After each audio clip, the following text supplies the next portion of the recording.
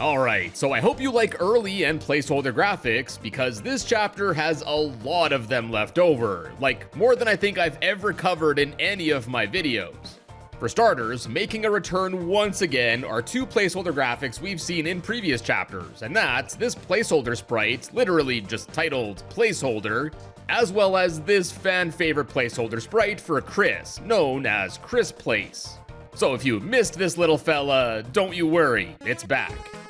And Chris Place isn't the only smiley placeholder left over either, as there's also this yellow smiley, and based on its file name, this was used as part of some sort of filter for the fight against Shudda, but it's unclear exactly for what. And then also for Shudda are some placeholder assets for two seemingly scrapped attacks. There's one that would have involved this green warp pipe that's definitely not inspired by any other game franchise. And then secondly, there's this programmer art looking palm tree, as well as this animation of Shudda emerging from behind it. Then there's this buff looking torso and arm, referred to as temp body, though who or what this was a placeholder for is unknown. And presumably for the same entity, there's temp foot, which doesn't appear like a foot at all, at least not one that I've ever seen.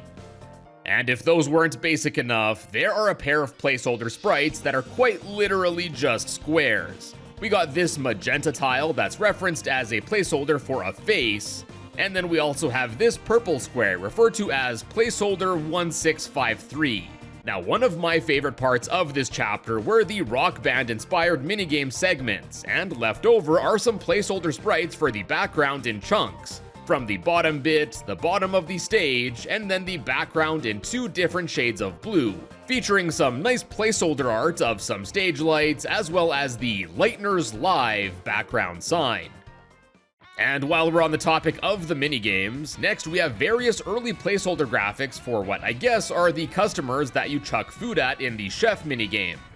In addition to black silhouettes, similar to how the shadow guys are seen in the final game, there's an unused light blue variant, perhaps an early version of the special guest customers that were replaced with El Niño and La Niño in the final game, as well as an angry looking red one that doesn't have a walking animation, but only this squatting idle one, suggesting that the other two colors might have turned red if you didn't deliver their food fast enough or something.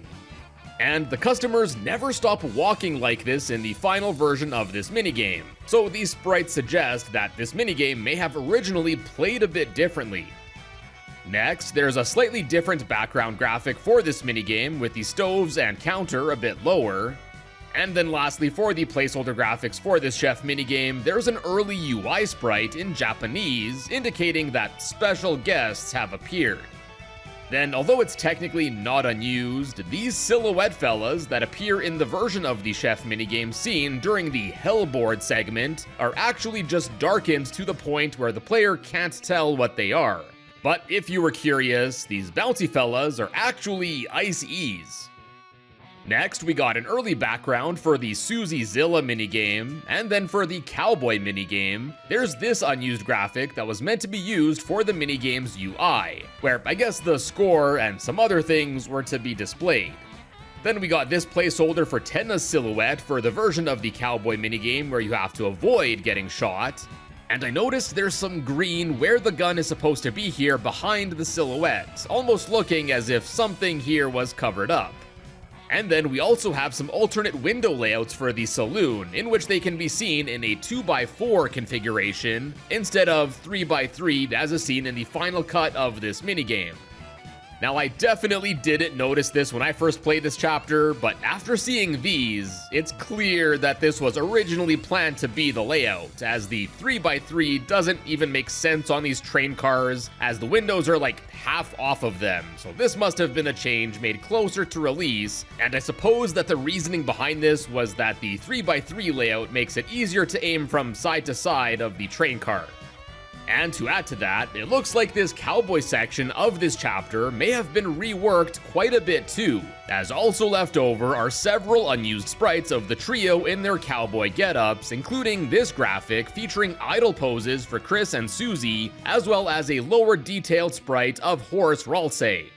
Although obscured, it looks like Chris's idle pose here, as well as this more basic design of Ralsei, are used in the final fight against Tenna when getting shot at, but as presented here, yeah, this doesn't appear to be normally used. And furthermore, there are unused walking animations for Chris and Ralsei walking sideways, as well as Chris and Susie walking upwards, all in their cowboy getups, suggesting that instead of just being a minigame, either there would have been some sort of cowboy-themed area where the characters could actually walk around in, or maybe something more for the horse costume and Ralsei rancher bit that's referenced in the game. Either way, the characters are never seen walking like this in their costumes, instead only being seen riding in the minigame or being blasted when it's reversed.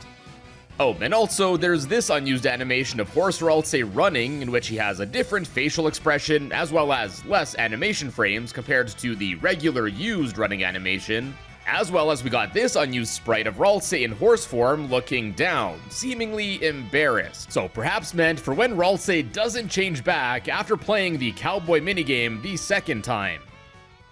Next up, we have several placeholder graphics for the TV time set and surrounding areas in which the majority of this chapter takes place. For starters, we actually have an incredibly basic looking early version of the TV time logo itself that looks quite a bit different than the final design. Then equally basic looking, we have an early version of the curtains seen on the stage. And also, we have an early version of the podiums at which each of the three protagonists stand, where they look quite a bit different compared to the pink podium seen in the game. And also referencing the podiums is this early sprite of Tenna, which basically lacks any shading as well as a mouth. And yeah, based on its file name, this was likely a placeholder for Tenna standing near the trio on stage when they're at their podiums. Then we got several placeholder sprites for the Funometer as well as Hope Meter. There's these three sprites of a PA speaker that never seems to have gotten implemented in this chapter. And then there are also several placeholder sprites for some sort of spinning prize wheel that was also cut from the game. For this wheel, we got graphics for two prizes, some sort of cash prize, as well as a fun prize. And we have these left over in basic square form, as well as different sprites for them appearing as slices on the wheel. Additionally, there are also associated UI graphics for a power meter, seemingly for allowing the player to decide how fast they'd want to spin this wheel. And we got 4 sprites for the wheel's center, one for round 1, another for round 2, the bonus round, as well as C round. Huh? Based on there being a graphic for each round, it looks like the plan was for the player to have spun this wheel at either the start or end of each one, with the player seemingly getting either extra dark dollars or points, or an increase to the fun meter. And speaking of transitioning between the rounds, there are these early placeholder text graphics for ending round 1, as well as starting round 3, with the text having and lacking an outline. And we also have this groovy colored early graphic for the bonus round being confirmed. And in addition to those, there are also even more basic looking graphics for the end and I guess start of the rounds, and these include a basic The End card, the end of round 1, the end and start of the bonus round, as well as the start of a bonus round. And based on the naming here, it looks like round 2 was originally going to be the bonus round, and the third round was the bonus round. And also related to stuff that would appear on the stage screen is this unused image of some real-world food, presumably meant for a scrapped stage introduction to the chef minigame, as similar real-world dishes are seen when you first play it. Next, we have a set of early test graphics for the background star splash graphics, or whatever you want to call them, that appear behind the prizes as they're announced by Tenna near the start of the game show. These look quite similar to the ones that are used, but if you look close enough, you'll see that they are different, and it's easier to see that with the red and green ones. Then next, we got this cool looking unused animation of a star door opening. Now, it's unclear where or how exactly this was meant to be implemented, but based on their file names, despite looking like a completely different design, this animation is an alternate version of the smaller door that's seen towards the end of the Hell board that Tenna plays. Next up, we have unused graphics that reveal what looks to be a scrapped Hall of Fame image that would have popped up on the game show background screen. One complete one, and then one split in half for some reason. Now, it's currently unclear where this was supposed to be used or how the characters could make their way onto this wall of honor, but here, in addition to the protagonist trio, we also have the annoying dog, and it's labeled as Best Inu. Now, interestingly enough, this Best Inu part was actually kinda used, I guess, as maybe a teaser in the Spamton sweepstakes on the Deltarune.com/dog page, where, even as of the making of this video, when loaded, just this empty portrait appears, and after clicking on it, the annoying dog and Best Inu text will appear as the Hall of Fame track from Chapter 3's soundtrack plays.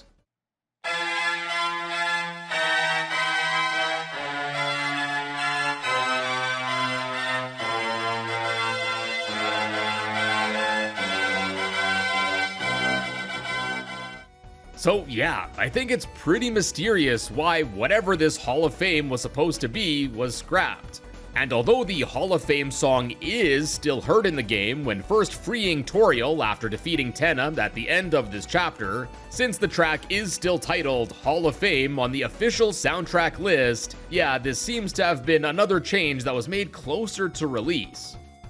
And then lastly for the stage area, there's actually a whole tile set that seems to reveal an old plan for how the stage and some surrounding areas were planned to appear.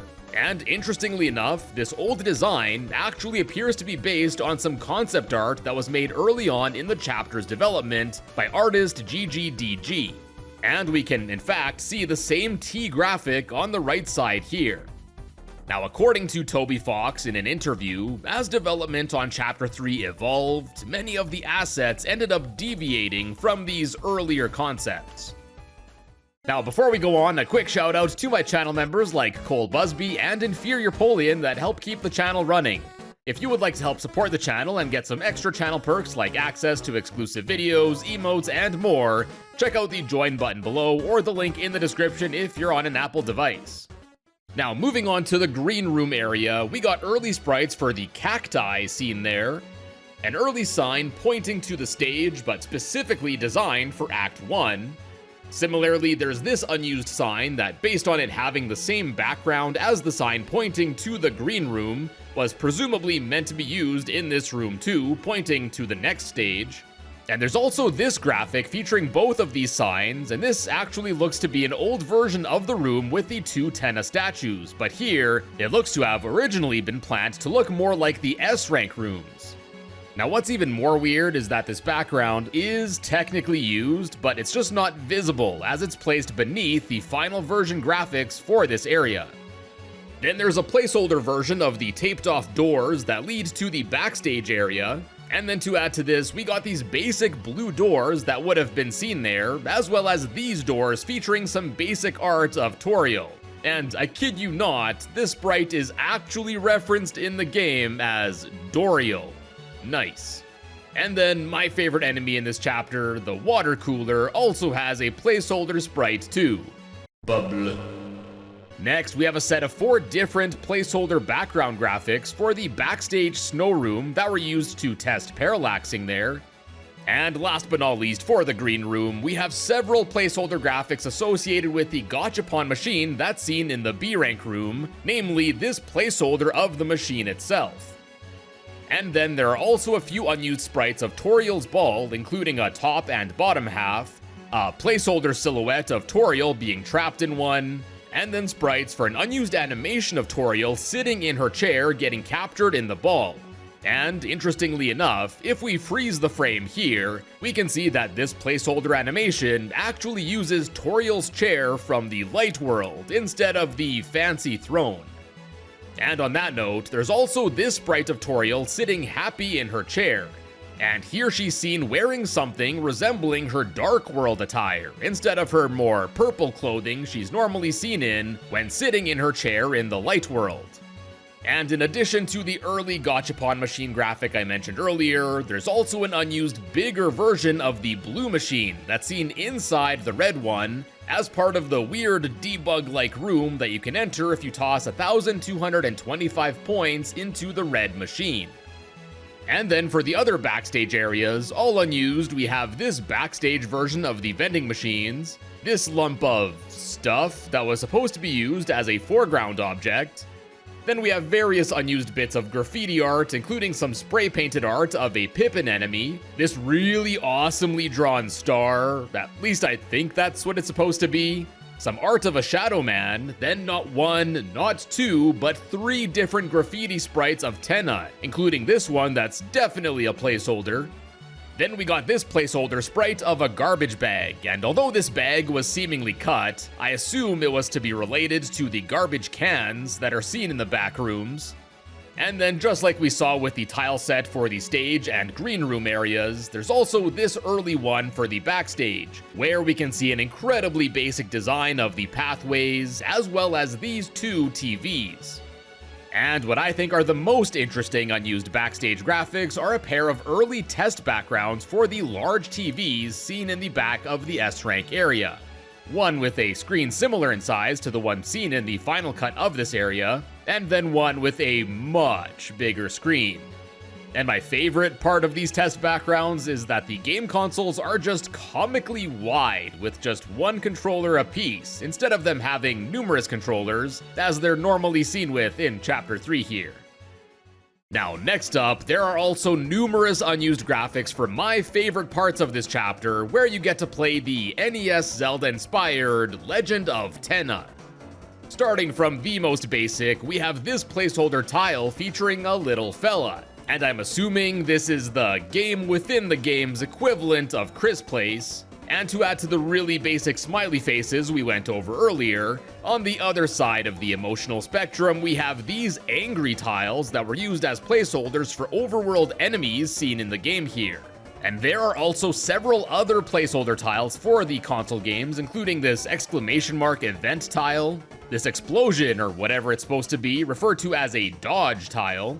There's this circle thing referred to as a node. There's not one but 2 early quiz tiles, with one having more letters than the other, and it's thought that these ended up being reworked into the Quizler. Then there's a placeholder tile for gaining points, I guess an early version of the coins or whatnot. There's also a tile for losing points. There's this placeholder chest tile that looks just like the regular chests seen outside of the console games. And then there's this early version of the photo tile as well. Then we have this placeholder set of graphics featuring some RC cables meant to be used during a scrapped quiz segment, which we'll touch on more in a future video. And speaking of the quiz segments, we actually have some unused sprites for the Quizler. We got a biblically accurate representation of the swirling top part, as well as some hyper-realistic legs. Yeah, the Quizler definitely goes to the gym. Now in the game, the Quizler is unfortunately only ever seen like this, but perhaps when encountered, the Quizler was once planned to be seen using these sprites while quizzing the characters. Then after those, we have this placeholder enemy that never ended up getting implemented, which definitely reminds me of Kirby. Then we have these crab enemies in both red and blue variants meant for the second board taking place on the desert island. And there's also this animation for them seemingly either emerging from the sand or burying themselves back in it. Then there's this other unused mummy-inspired NPC referred to as Munmi. We got this flame effect referred to as I'm on fire, but it's unclear who the character in question is here that would catch fire. There's this early version of the cacti, this unused pink board hazard, just referenced as a board hazard. And then there are several unused sprites for both La Niña and El Niña. For El Niña, their unused sprites include looking sad, having eyes closed, looking to the side. For La Niña, there's a pair looking sad, both left and right, as well as one sobbing on the ground. After those, there's this early animation of Chris's in-game avatar sprite walking downwards, and then early designs of Chris, Ralsei, and Susie that look quite a bit less detailed compared to how they're seen in the final game. And at least to me, these sprites all seem to be at least loosely based on the overworld character sprites seen in the original Game Boy Pokemon games. And completely speculating here, but I have a suspicion that before the game was changed to be inspired by the NES Legend of Zelda, based on these sprites, I think it may have originally been planned to be based on Game Boy games. And I think the monochromatic green-looking area seen in the secret parts of the egg Easter egg only supports this. But on the flip side, this chapter is all about TV games and not portable consoles, so I digress. Now, another interesting thing about all three of these sprites is that they reference the characters being dead. And the characters dying isn't something that can normally happen in the overworld, as even if you say, take enough damage from the cacti, Chris will just spin out before getting revived, and no such equivalent upward-facing sprites are seen. So it's unclear what the circumstances once were for these sprites to have appeared. Next up, we have several unused sprites for some deer meant to be seen in the console game, and these would have appeared in brown as well as black, and then this dark teal color was going to be used for them getting hurt. Interestingly, the brown sprite is actually initially loaded for the White Cloak Magician seen in the backstage game during the second board segment, and the black deer is initially loaded for the shadow figure that mirrors your movement there, but for whatever reason, both instances have their sprites essentially replaced immediately after being created. I guess these deer could have possibly been a reference to Noelle and her family, and in general, those apparent plans to have been meant to see these deer in those previously mentioned sections makes this incredibly mysterious and intriguing. Next up, there are various unused assets for a tenified version of the third board that's normally only seen if you do the secret mini-boss steps in the game. Now, we'll chat more about this probably in the next video I make on this chapter, but the otherwise unused assets for this area include this building featuring some cues and Tenna's face, the door smashed, another pair of cue doors, a bigger one featuring more cues. There's this elevator reminiscent of the one seen in Chapter 1's Card Castle. There's this Tenna bridge, which is also unused in the leftover Tennified Board 3 rooms, as that one uses a different Tenna design. There's this basic looking car, some stairs, a sign indicating the first floor out of 20. There's a VHS, this fella that looks like a red slime from the Dragon Quest series, and more. Anyways, yeah, we'll probably chat more about this area in the next video I make on this chapter, as there's lots more to go over, as well as more graphics that are otherwise unused, so stay tuned for that in the near future. Next up, the Shadow Mantle secret console game boss actually has an unused animation of it shooting out its bombs. It's basically the same as the one that is used, but this unused one just has a few more frames. And then, last but absolutely not least for these console games, there's an early looking unused tile set that reveals some sort of world map screen reminiscent of what's seen in Super Mario Bros. 3 for the NES. Here we have map tiles, some living bushes, boulders, some houses, as well as what looks like 3 different event tiles. An exclamation mark tile, a question mark one, as well as one with 2 crossed swords. I'm guessing indicating a quiz, minigame, and battle event respectively. Now, we of course see the desert biome in the final cut of this chapter, but this grassland area appears to be a locale that was cut. Now, it's currently unclear how exactly this world map would have worked, but it could have functioned like a board game or something, where the player would roll a dice to move X amount of spaces and would land on various tiles to get to the end of the area. Now, that's of course complete speculation, but implementing a sort of board mechanic would kind of explain why these sections of this chapter are referred to as boards. Alright, so we've already covered a whole bunch of unused sprites meant for the Zelda-inspired Legend of Tenna console game in the last video, but it turns out there are quite a few more. First up, we got an unused sleeping animation for Chris, as well as their accompanying sleeping Z-bubble.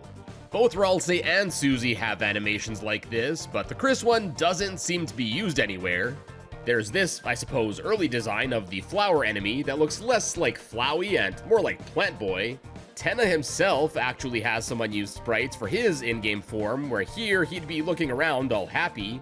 There's this rather basic looking block, just referred to as a node, similar to the more circular node sprite I covered in the last video. There's not one, but two different tiles that reference the ability to warp in the console games, this Dreamcast logo looking spiral one, as well as this W block. Although warping around the areas would have been cool, I guess they aren't all that big that these would be necessary.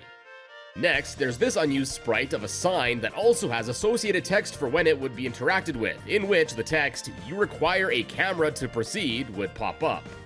This sprite definitely seems to have a different art style than most of the sprites for the console games, again more so resembling a Game Boy game or the Man Country section of this chapter.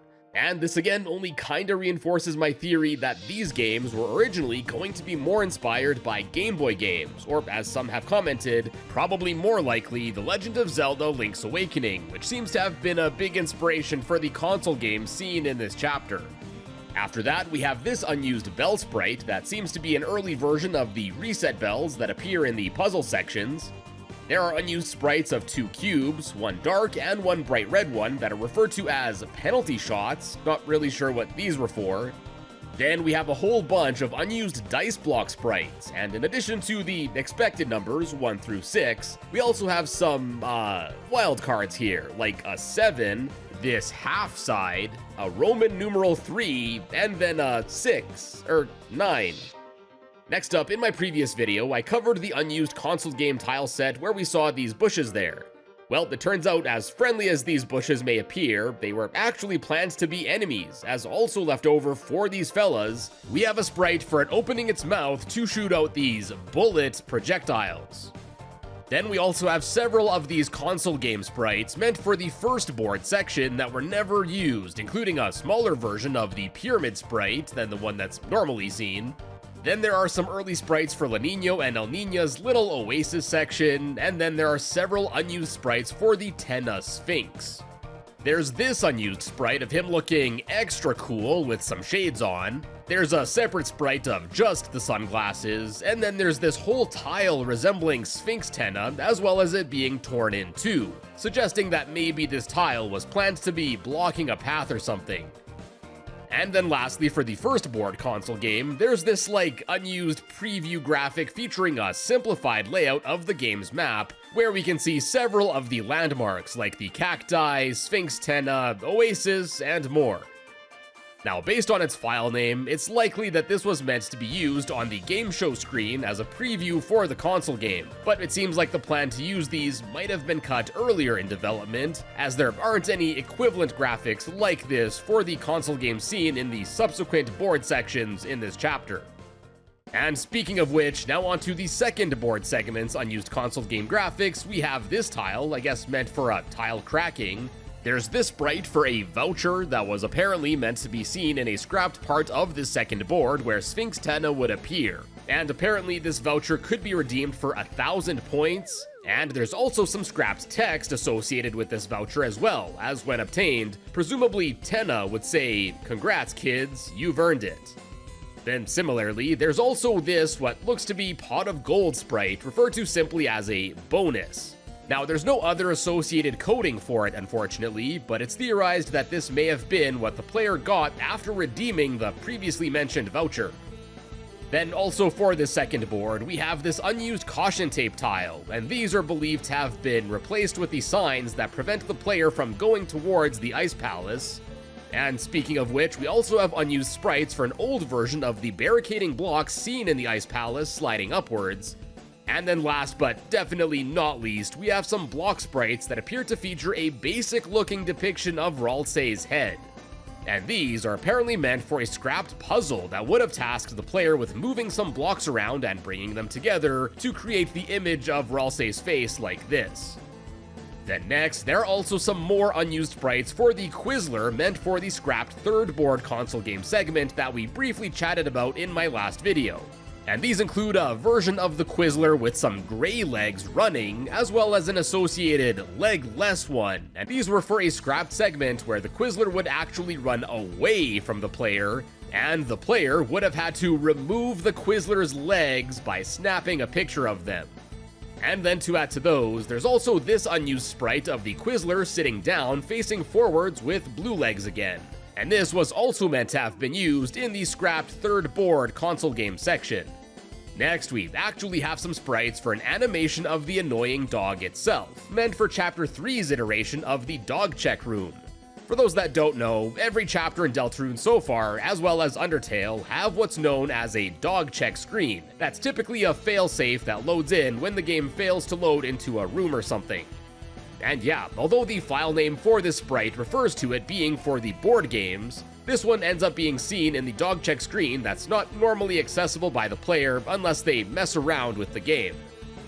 And then last up for the sprites associated with the console games are several developer debug object graphics that are never normally visible to the player.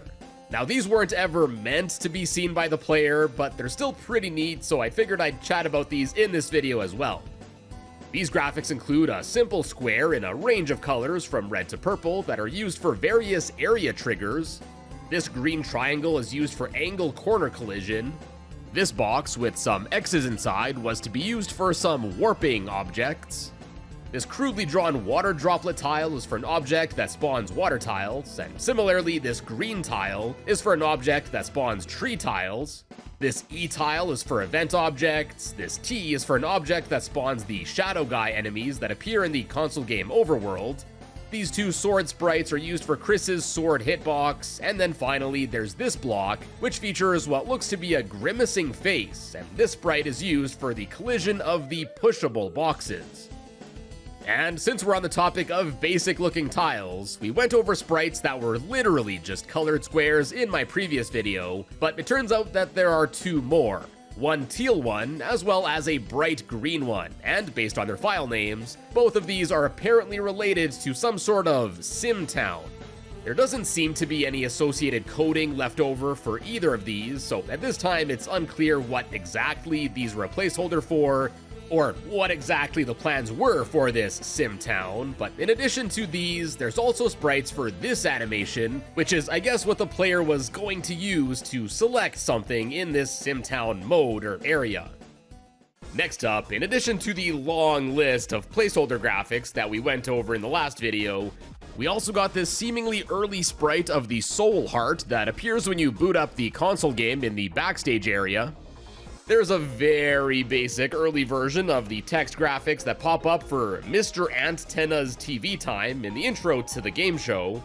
We have this early placeholder animation for the camera flash effect seen when a picture is taken. Kinda similarly, there's this old basic animation of the TV turning off effect seen when battling against the Zapper enemies. There's a smaller unused version of the realistic Christmas tree graphic that's seen in the snowy room, referred to as a backup.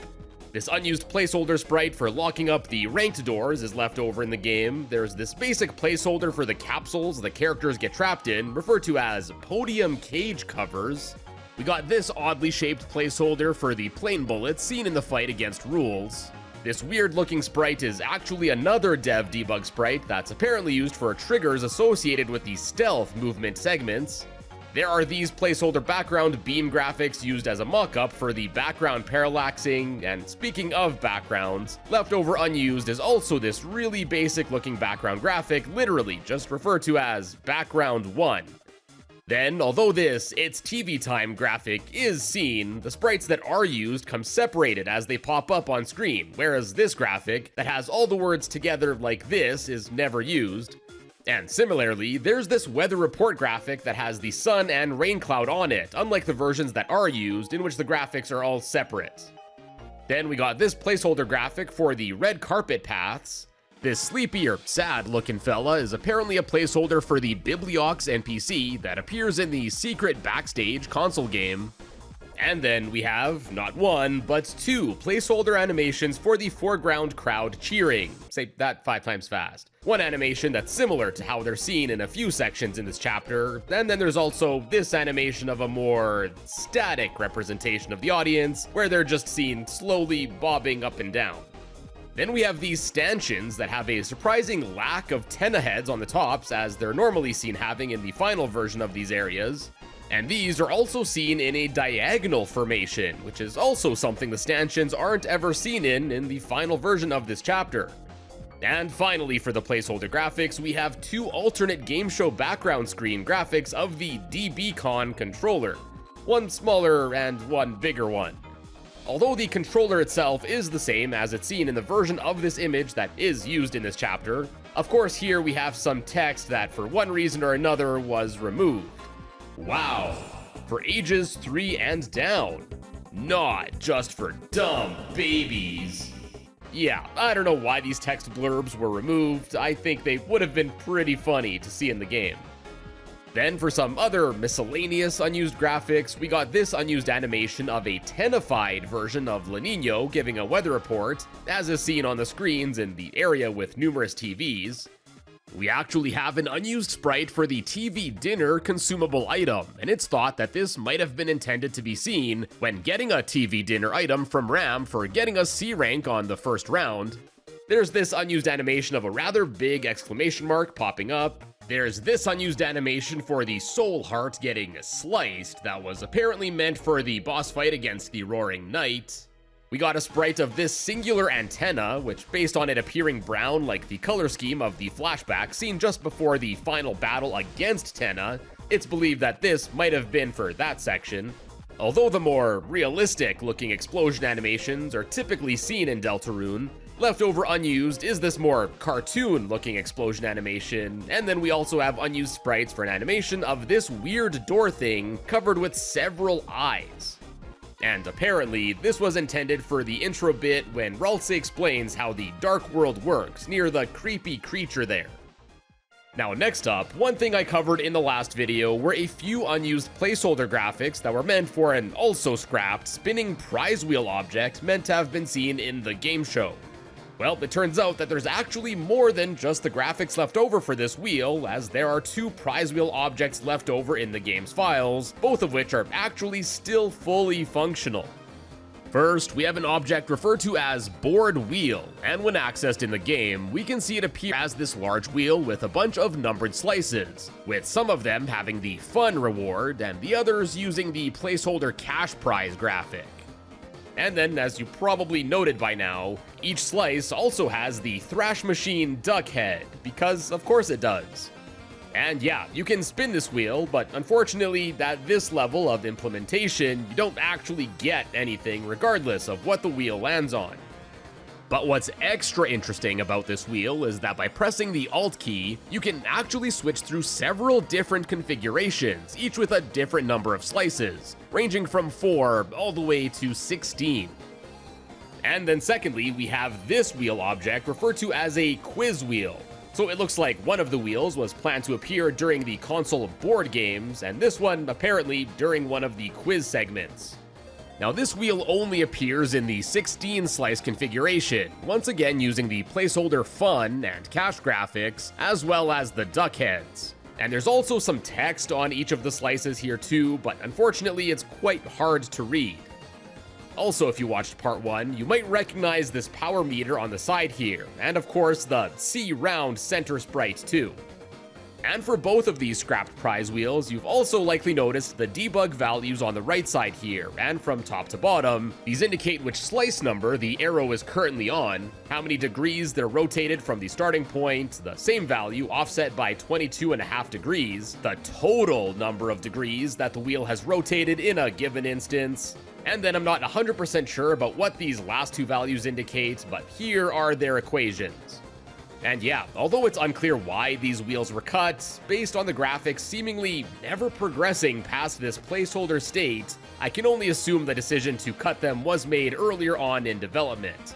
And I don't know about you guys, but I think these would have been pretty neat to see in this chapter. Now, one other unused console game tile that I purposefully skipped over earlier is this half green, half red P tile, referred to as a pleasure pain tile. And in addition to just having this sprite, there's actually also leftover coding for it that reveals that this too was gonna be associated with a quiz wheel, but it looks like instead of the options we just covered, this time the wheel would seemingly only have two options, pleasure as well as pain, with pleasure apparently healing the player and pain, well, dealing damage. Then moving along, there are also quite a few other graphics for the game's characters that go unused as well. For the supporting cast, we have this unused animation of a sad El Niño with a cloud above. Then for the pair, there's unused sprites of them closing their eyes, as well as tearing up and facing away from the player both while gaming. And then we got this unused El Niño portrait sprite that oddly enough is labeled as 1 for La Niño. We got this unused graphic for an enemy that's never seen, referred to as Caminary, and all that's left of this enemy is this white silhouette sprite. And this enemy actually wasn't entirely scrapped either, as based on some unused dialogue, it looks like this Caminary was actually reworked into Shudda. Then we have an idle animation of the annoying dog that was apparently meant to have been seen in the cowboy minigame. Then for the Zapper enemies, there are some unused animations for them, as well as their chest triangles, for if the player used the sharpshoot act move. This one of them bouncing, and then this one of them blushing after they'd get blasted. Now there is unused encounter data left over in the game where you can battle Zappers and Shadow Guys at the same time, but these two enemies aren't ever encountered together under normal circumstances. So yeah, you can't normally sharpshoot the Zappers to ever see these. There's this unused sprite of Cool Trashy lacking the cool sunglasses that it's normally seen wearing. And if you felt that Chapter 3 had a severe lack of Newbert, well, you might find at least some solace in knowing that although unused, these two Newbert animations are left over in the files for this chapter. And to add to all the other scrapped bits for Shudda, apparently Newbert 2 was once planned to be seen in those battles, as there's leftover unused text that reveals that Newbert was also going to be seen as part of the photo-taking act move, where there you'd have to take a picture of Newbert popping out of the ground like this. Then next up for Tenna, we have this sprite of him meant for the cowboy shootout minigame seen in the final boss fight. And although there is a unique animation for Tenna freaking out when Spamton appears in a secret Easter egg, there are several frames of this animation that were cut, and the full animation looks way smoother compared to how it's seen. But with how choppy and all over the place the used animation is, this looks to have been a deliberate change. Next we have this unused dark silhouette sprite of Tenna looking away, this unused TV static for seemingly his face, a slightly different colored alternate sprite of him bending over. Then we have several unused unclean assets, as they're referred to, for Tenna's battle sprites for basically every part of him. And then we also have some animations using these early sprites, and I'll put them together to mock up probably how they were intended to look. And then for Tenna's head segment, there's also this one that's similar, but just lacks a mouth. Then, after those, there's this unused sprite of Rules, taking a bow and also taking off his chef hat. And this appears to be based on this meme of this butler guy, if the super thick legs didn't already give it away. Now, Rules does bow and take his hat off at the end of the battle against him, so I guess this was maybe a placeholder for that, or just a reference to a very obscure meme. Also for Rules, there's this unused back-facing sprite of him doing his makeup while wearing the chef hat, another one of him facing upwards without the hat, and then there are these three unused hatless sprites of him stretching out his arms.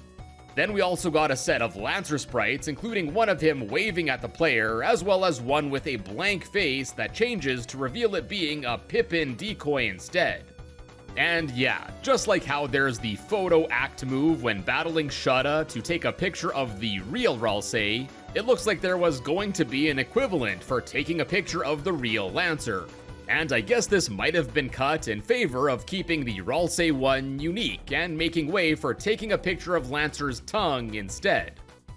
And then for the main trio, starting with Susie, although she's seen shivering when you first enter the snowy area, there's an unused animation of her walking while shivering, her looking left while seemingly smiling angrily, her looking up casually, looking downward, seemingly confused. We got this unused sprite of Susie like squinting towards the player, as well as this sprite of Susie that would have been for tossing up a tube of yogurt meant for a scrapped cutscene. And then for the Light World Susie sprites, there's actually a trio of unused animations of Susie banging on a door, with each having a different number of animation frames. And these were presumably meant for her banging on the shelter door at the end of this chapter. It's kind of odd that these sprites look like she's banging on a diagonal door, so perhaps that's why these were cut in favor of the ones that are used there.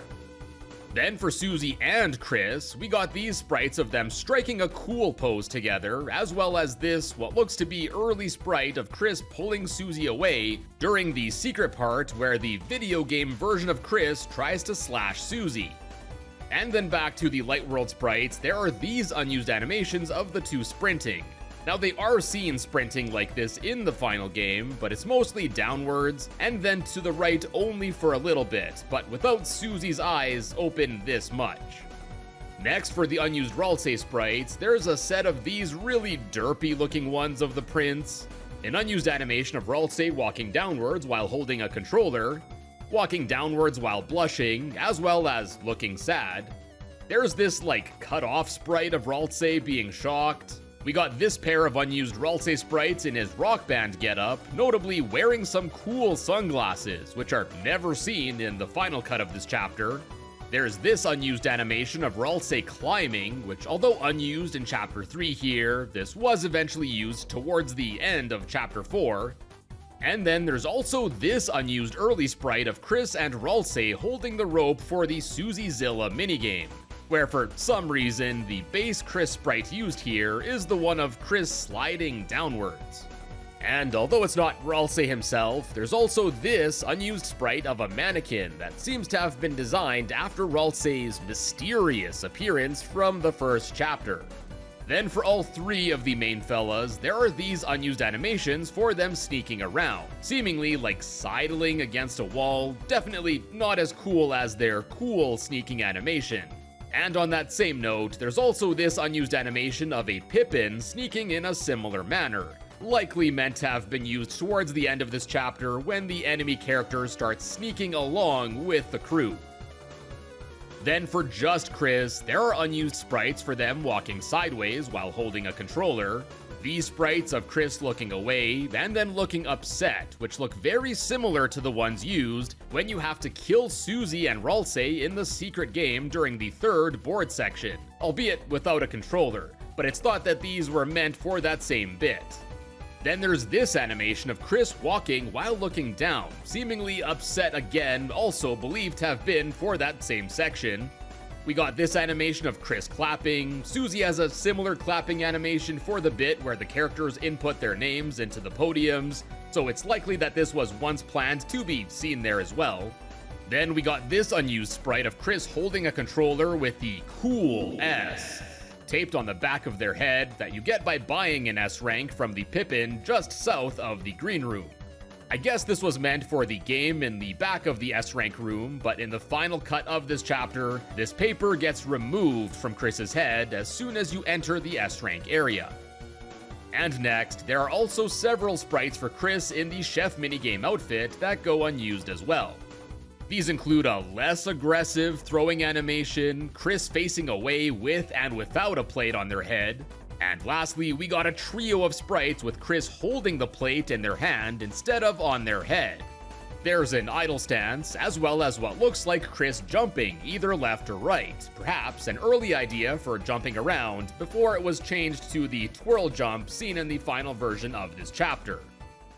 Now next, there are several unused sprites for Chapter 3's secret boss and final antagonist, the Roaring Knight. These animations include one of them quickly spawning its sword out of nowhere and slashing it, another animation of its sword appearing, this time having it conjured out of the void. We got some less detailed sprites of the knight breaking its sword, as well as an unused explosion effect for the sword breaking too, sprites for an unused variant of the animation for the knight using its beam on Toriel. There are these weird sprites for an animation of the knight drooling, but instead of having a white outline here, one has no outline, and then the other is completely white, and I thought maybe this white one was to be placed behind the other to create the outline, but nope, these are actually identical in size. Then we got this unused animation of the knight's arm going up, and this was apparently for the knight recoiling. This unused flame animation thing is referenced as a fountain bullet that looks to have been meant for a scrapped attack. This unused red slashing effect looks similar to the one that's used when the knight attacks Tenna, so presumably this is an early or alternate for that. Next, we got this really cool unused animation of the knight with a flaming sword, or whatever dark element this is. There's this animation of the knight slashing its sword, and based on the naming for these sprites, this was apparently a placeholder. Then there's yet another unused slashing animation where the knight would teleport away after, and then there's this unused graphic of the knight knighting Chris, with Chris sat on the ground. Now the knight does start to knight Chris in this chapter, but in the game they're only seen standing as the screen then cuts to black. And after the scene reappears, Chris is already knocked down. And yeah, your guess is as good as mine as to why this didn't end up getting used. And while we're chatting about the knight, it appears as if the fight against it was cut down and made easier for release, as there are numerous attack patterns that, although still left over in the game's coding, aren't normally ever used, or they ended up getting updated, like there being an old version of the sword tunnel attack, and these were meant for the first phase of the battle. Anyways, for the unused attack patterns, there's a combination of the rotating slash and tracking sword attacks that individually are used. There's an unused diagonal bullets attack where just columns of some very basic looking projectiles move either up or downwards diagonally. We got an unused X attack where X attack patterns form and diamonds fall. An underbox attack, where I guess parts of the knight pop out of the ground, which causes a fury of dark diamond projectiles to emerge as well.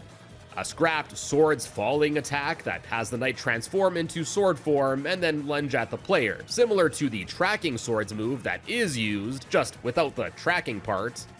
And then combination attack is exactly what it sounds like, a combo of swords falling, rotating slash, as well as the unused early version of the sword tunnel move. And lastly, for the Roaring Knight's scrapped moves is Sword Slash, where the knight slashes a bunch, sending off these rather large projectiles towards the player, which they would have to then try and squeeze between to dodge. And this move actually uses the otherwise unused slashing and teleporting animation that we covered earlier. Now, some of these moves, at least for me, were incredibly difficult to dodge, so despite how cool they may look, I can see why some of these were changed or removed. And then lastly for the graphics, for this video at least, there are some that, although they are used and seen in the game, have a notable part of them that's normally obscured and not visible to the player. For starters, although in the flashback, monochromatic depiction of Chris's home seen during Tenna's backstory cutscene just before the final fight, only the living room area is ever seen, the graphic used for this actually contains the entirety of the area, including the kitchen as well as door and stairs on the left side. And additionally, there are these associated foreground sprites for a table and some chairs that aren't normally seen either. Then towards the end of the game, after Ram turns to stone, if interacted with, Pippins will pop up, seemingly holding something, and it turns out that it's actually like a mug of some sort. And then lastly, a memorable part of the Susie Zilla minigame is when the Spamton-looking headcanon thing shows up with its eyes censored with this bar. Well, it turns out that all that's being censored here is the fella being really happy, no matter what state of condition it's in. And then finally, moving on from the graphics side of things, there's actually an enemy type that goes unused, and it's some sort of alternate version of my favorite enemy in this chapter, the water cooler. And this unused variant is instead known as the Moon Warmer. Now, of course, warmer is the opposite of cooler, and this idea is echoed throughout many associated bits of text that also go unused for this Moon Warmer enemy. For example, the water cooler leaving an icy silence is changed to a hot silence. The water confirmed to be cool becomes the warms confirmed to be moon, and so on. And interestingly, it looks like the absurdity of some of the opposite text was to be acknowledged, as some of the moonwarmer variants end with the statement being a question, given how absurd the text is. Now, obviously, again, the opposite of cooler is warmer, sure, but moon isn't the opposite of water, so it's not 100% certain, but the only other connection water and moon have in this chapter is, of course, with La Niña and El Niña, so perhaps these two enemies would have been a parallel to those two. And lastly, much like the randomized bubble style text that the water cooler enemy can say, the moonwarmer would also have pulled from a list of similar words, but associated with the word moon, including moom, nomo, nom, and more. And now, what do you say we wrap up this video with chatting about some unused audio, first of which are numerous sound effects. These unused sound effects include a leaf dodge sound, an unused alternate sound for pushing a block, this strange beeping sound effect meant for the cutscene where you obtain the Pipis, there's an incorrect buzzer sound, several sound effects meant for the guitar in the Lightners Live rock band segment, including 4 for a guitar pickup, and then 2 for guitar errors, presumably for messing up or missing a note on the guitar. There's this TV switch sound effect that goes unused, as well as a TV static sound effect. There's this higher pitched version of the sound that's heard when La Niña and El Niña teleport with rules. There's 3 different unused sound effects for Tenna tap dancing,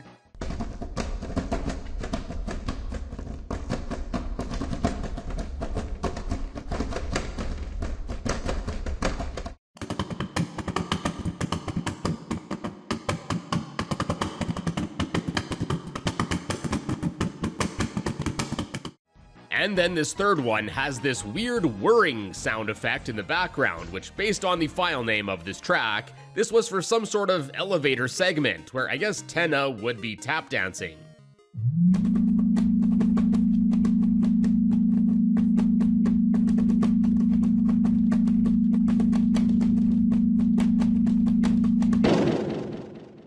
And also for Tenna, there's this really short sound effect meant for his dialogue.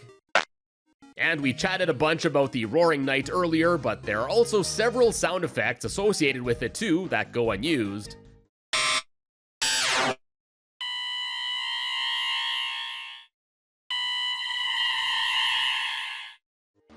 And then also some for the Shadow Mantle enemy, including a sound for releasing something, and then a slower as well as faster version of its laugh that is heard in the game.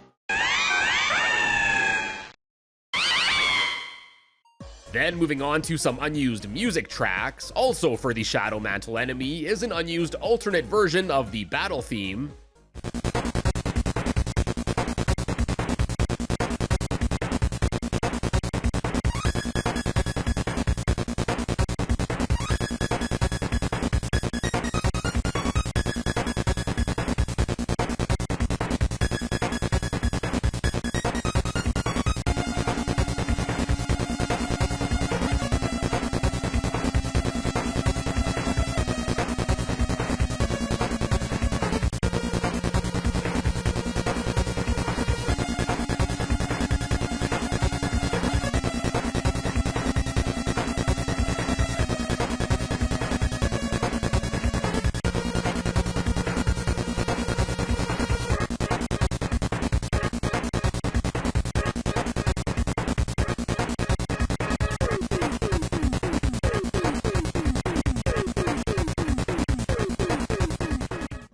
And interestingly, much like most aspects of the console games in this chapter, this track seems to have been heavily inspired by the final boss theme from The Legend of Zelda: Link's Awakening.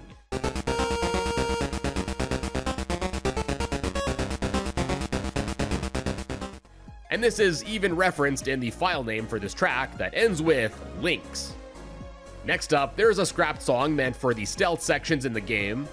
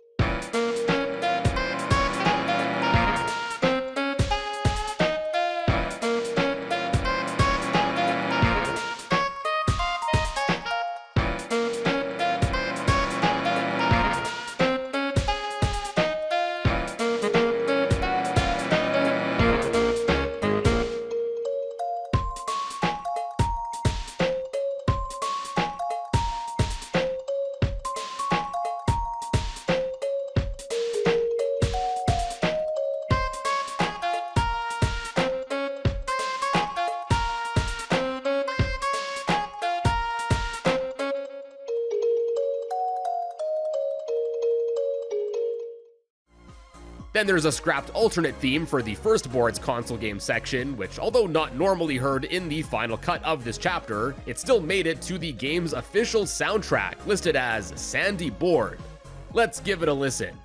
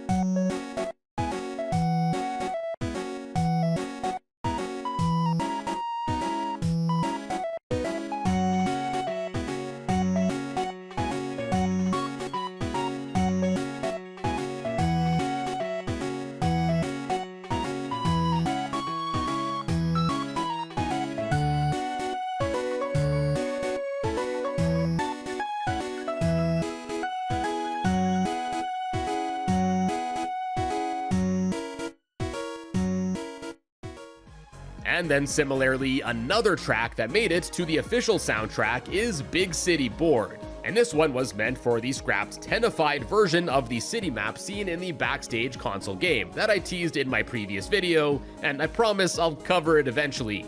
But here's the track that was meant to play there. Oh, and this is also the track that plays in the dog check room that we went over earlier.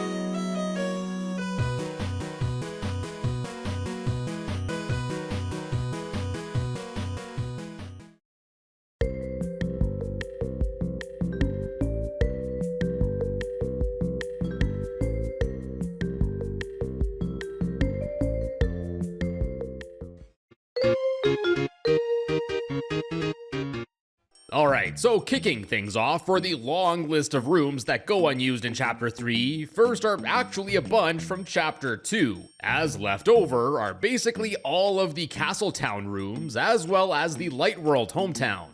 Although the hometown is briefly seen at the end of Chapter 3 as Chris and Susie run to the shelter, you can never normally just casually stroll through the town in this chapter and visit all the different buildings and characters. And the same goes for Castletown, which unlike in Chapter 4, where the game does allow you to go back and visit it again, despite being left over completely like this with all of the areas and stores accessible, characters interactable, and even the transition animation fully intact when going to the Dark World via the school, it's never normally accessible. I guess it's not entirely surprising that this is left over like this, considering it's all complete from Chapter 2, but I think it still would have been nice to pay a visit here in Chapter 3. Interestingly, the incomplete Clover Room I covered in some of my past videos returns, and oddly enough, after loading into the fountain cutscene that's also a leftover from previous chapters, the text just defaulted to "It's a tree" for parties. Now, I'm assuming this happened since the last text loaded was from these trees in that clover room, but anyways, just thought this made this cutscene pretty funny, seeing this same text over and over. Now, before we get to the rest of the unused rooms, I believe I touched on this in a previous video, but there are several rooms that you go through in Chapter 3 that actually have old graphics and layouts hidden underneath what's normally seen in the final cut of the game. For example, hidden under what's normally seen in the entrance area before the cowboy shootout minigame is this incredibly basic and unfinished simple pathway. Other examples of this include the early version of the green room hallway lacking the Tenna statues, looking more like the S-rank area and having these signs on the wall here that are otherwise unseen. The early version of the start of the backstage area used to have this, what looks to perhaps be an early stage room on the left side that seems to have been the same design style that we saw in the concept art we went over in a previous video. And then on the path going right, we can see not enough ice E-blocks here. This area has a path layout that, although obviously lacking any details, appears to be the same. This path with the dust piles, on the other hand, starts out similar to how it ended up getting finished, but the path towards the end here is not only different, but also seemingly unfinished, as the path just kind of ends. And then there are also these random thin path stragglers at the top here as well. The room where you fight the water cooler also has an old hidden layout that reveals the plan for the door to originally be on the right of the room rather than on the bottom as it was eventually changed to. There's an early layout of the room that has the closet, and lastly, even the man country area has an early layout too. For the most part, the actual layout itself is the same, save for the bottom left area here that used to be shaped a bit differently, but the actual tile graphics are quite a bit different, with there either being a complete lack of detail, or, like with these pillars here, the graphics just look completely different. And inside the building here, where the tree and the Forgotten Man are normally found, the early layout has this like chair or monument or something that was removed from the final design. Anyways, I think it's pretty neat that all of these early layouts and designs are hidden underneath these areas that we still normally just get to play through. Now, before we go on, a quick shout out to my channel members who keep the channel running, like Endo and CJ the Boy. If you're enjoying the content and would like to help support the channel and get some extra channel perks, check out the join button below or the link in the description to become a member today. And now, moving on to the truly unused areas that aren't normally accessible, let's first start off with various areas associated with the backstage part of this chapter. First up is B3BS Test, with B3 standing for Board 3, BS being backstage, and Test meaning exactly what it sounds like. Now, this room, I guess, served as a little test for the game console puzzles, as when interacting with the console here, you can play around in the little test map on screen. There's not really all that much to do here, except for push the lawnmower around on the left side, and if you switch to playing as Susie, you can throw this pot found on the right.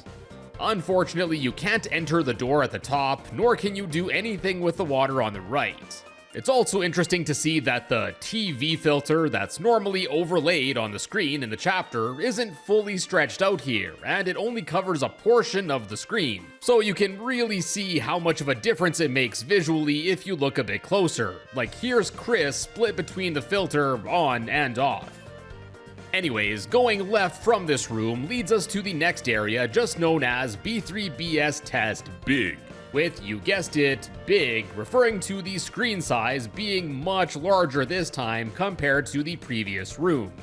We can, once again, see the TV filter not applied properly, and this time around, I guess the objective of this game is to test block pushing puzzles. As here, you can push this blue block around to get it onto the basic green square here, which clears the game, but your only prize is the removal of the reset bell tile up top here. Yeah, nothing too wild. It's also interesting to note that in both of these rooms, the console that's seen in the final version of these games is like slapped over top of the other, I guess early design for it, with the controller similar to what's seen in the room behind the S-rank area. Next up, we have B3BS Intro, and as the name implies, this seems to have been planned to be an intro room to the backstage area, which, based on its placement in the game's room order, would have appeared between this first backstage room with the save point, and the room where the player is first introduced to the stealth mechanic. Anyways, so depending on how far along you are in the game's story, this room will be slightly different. If the save file is earlier in the game's story, Lancer can be seen standing at the console, and interacting with him will just simply softlock the game. But if further along, Lancer will no longer be there, allowing the player to actually access the console, which leads to a pretty simple game, where the idea here seems to have been a test of Lancer's digging ability. The stairs on the left here will take you to the right side, and then across the water there, you can dig up another set of stairs which then take you back to the middle section, and then there you can dig up an important elevator keycard which floats downstream and away before you can pick it up. After it floats away, we get some, I guess, also unused dialogue where Ralsei will question whether the trio was supposed to do that, and shortly after, Tenna makes an announcement from afar that Board 2 is ready, which is pretty interesting as this suggests that this would have happened before Board 2. Whereas, in the final version of this chapter, you don't get to the backstage area until well after the second board is played through. In any case, it seems like this idea may have been reworked into this room seen shortly after the cowboy minigame, as there we also see Lancer at the console in a similar manner, and I believe that's the first backstage area that you see in this chapter. Next up is B3BS Zapper A Old, which, as the name implies, it's an old version of the room where sneaking is introduced in the backstage. We can even see the Stealth Zone graffiti here too, though seemingly misplaced. Here, there's also a Zapper enemy that if you bump into will chat with you and ask you to explain yourself. If you say you're there to cheat, you'll start up a battle against a pair of Zappers, and if you select that you're looking for Lancer, you'll just get sent back to the previous intro room. This is a fairly small room, but you might also notice on the wall in the background we have the really crudely drawn graffiti of the star, as well as Tenna that I covered back in my first video on this chapter, as they're otherwise normally never seen. Anyways, going up from here leads us to the next unused room, B3BS Shop, and as the name suggests, this room's feature is the vending machine here that I guess was supposed to serve as a shop. Although in its current state, interacting with this machine just softlocks the game. Not much else here, so onwards we march into the right, which leads us to B3BS Ribic A. Oh, and by the way, if there's a pathway that I don't cover here, it's basically since they just lead to an area that's normally used in the game. For example, going to the left from here just leads to the X and O puzzle room with Lancer. Anyways, back to Ribic A here. This room contains a trash can where we can see some needs item developer text by it, and interacting with this trash can will give the player a whole lot of nothing, despite there being placeholder text implemented for an item already. After this, we have the first of two trash bags in this room, where similar to how they pop out of the bushes in Chapter 1, here a Ribic will pop out of the trash to start up a battle against a pair of them. Then after that, there's this second trash bag that defaults to some placeholder NPC sign text, but apparently, according to text left over in the Japanese translation file for this chapter, the message here was supposed to indicate that this trash bag also has a Ribic hiding inside of it, but it's too shy to come out. Then going through the door up here will lead to B3BS Water Cooler, and as the name suggests, this room might have originally been where the water cooler was to be first encountered instead of the smaller dedicated room that's seen in the final cut. And I think that name sells this room short, as not only is it quite large with various paths, but it also plays the otherwise unused sneaking song that I covered in my previous videos.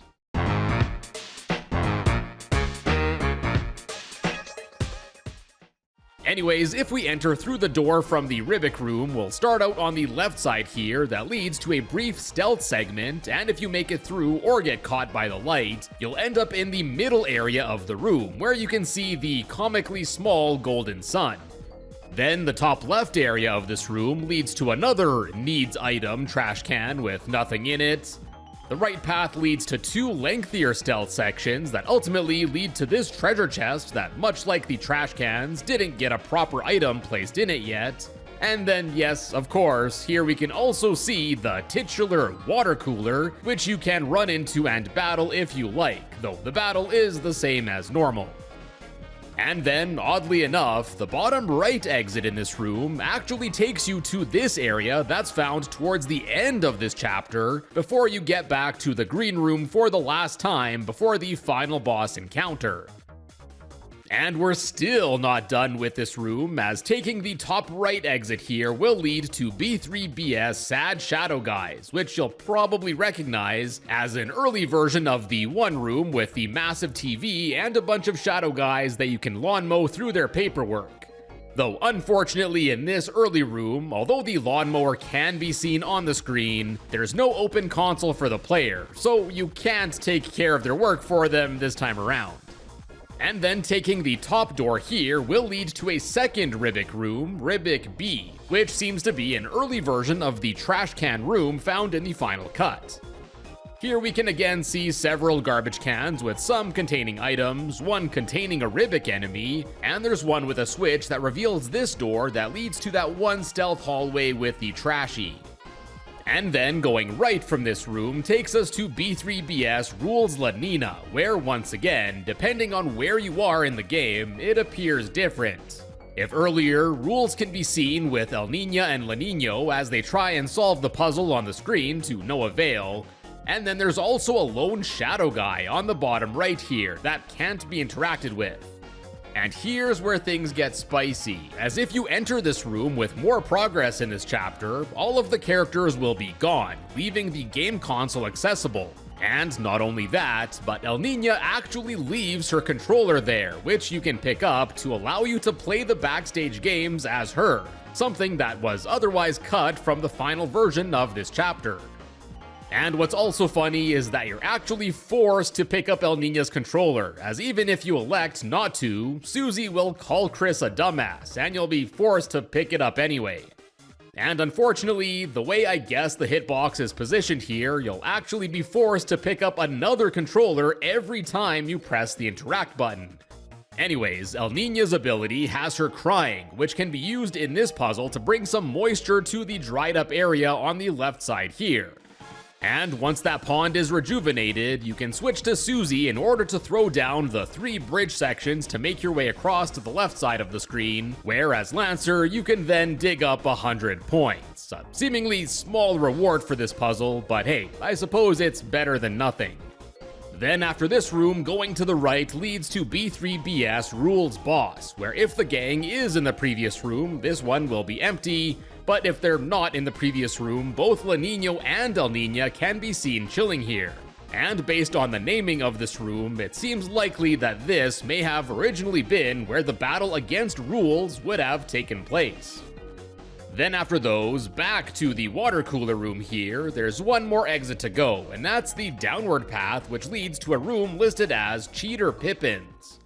To no surprise, we see a few Pippins here, with one blocking the path to the right, as well as yet another game that we can play with the instructions given to us right away. Roll a 2, 4, or 6 to win. Easy enough, right?